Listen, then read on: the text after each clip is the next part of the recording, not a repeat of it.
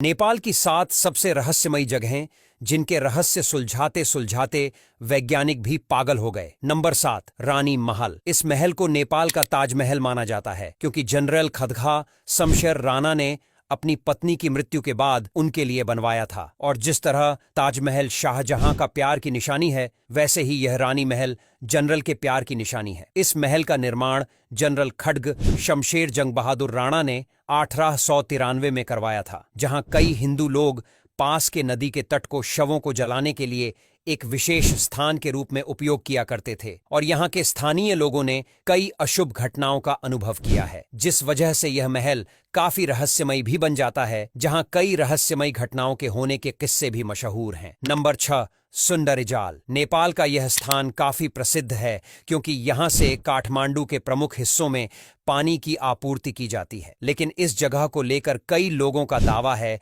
कि यहाँ कईयों ने अपनी जान गंवाई है। कहते हैं कि इस स्थान पर अगर कोई तैराकी करने भी आए तो भी उसकी जान चली जाती है। और कई पर्यटक की कुछ दिन बाद इस झरने से बहने वाली नदी में लाश मिली थी। और यहाँ के स्थानीय लोगों का कहना है कि जो लोग यहाँ नहाते वक्त डूबे थे, उनकी आत्मा यहाँ नहाने वाले इंसानों को डूबा देती है। और इसीलिए यहाँ पर्यटक रात के समय कम ही रुकना पसंद करते हैं, और जो भी पर्यटक यहाँ रुकता है तो वह अपनी जान गंवा देता है। हालांकि इसके पीछे की असली सच्चाई क्या है, ये किसी को भी नहीं पता है और आज तक रहस्य बना हुआ है। नंबर 5, देवघाट। नेपाल में यह स्थान हिंदुओं की संस्कृति और धर्म का एक प्रसिद्ध केंद्र है। जुलाई 2009 में पुलिस को इस क्षेत्र में एक व्यक्ति की खोपड़ी मिली थी। इसके बाद इस क्षेत्र का नाम भी नेपाल के प्रेत बाधित स्थानों की सूची में दर्ज कर दिया गया। इस स्थान को लेकर लोगों का दावा है कि कुछ महिलाएं यहाँ खुद को आग लगाते हुए दिखाई देती हैं, जो बेहद खौफनाक दिखाई देती हैं। हालांकि इस स्थान को धर्म केंद्र के लिए सबसे पवित्र स्थान माना जाता है। नंबर 4, पर्व पश्चिम राजमार्ग। यह राजमार्ग नेपाल का सबसे लंबा राजमार्ग है और यह घने जंगल से होते हुए गुजरता है। इस राजमार्ग के आसपास कोई भी इंसानों का रहन सहन नहीं है। यहाँ रात में यात्रा करने वाले यात्रियों का कहना है अक्सर यहाँ इस जंगल में किसी लड़की के रोने की आवाज सुनाई देती है। और कुछ यात्री जो जंगल के बीच ठहरे हुए थे, उन्होंने घोषणा की कि उन्होंने एक सुंदर दांत वाली लड़की को मुस्कुराते हुए देखा था। नंबर 3, पशुपतिनाथ मंदिर का आर्य घाट। इस स्थान को भी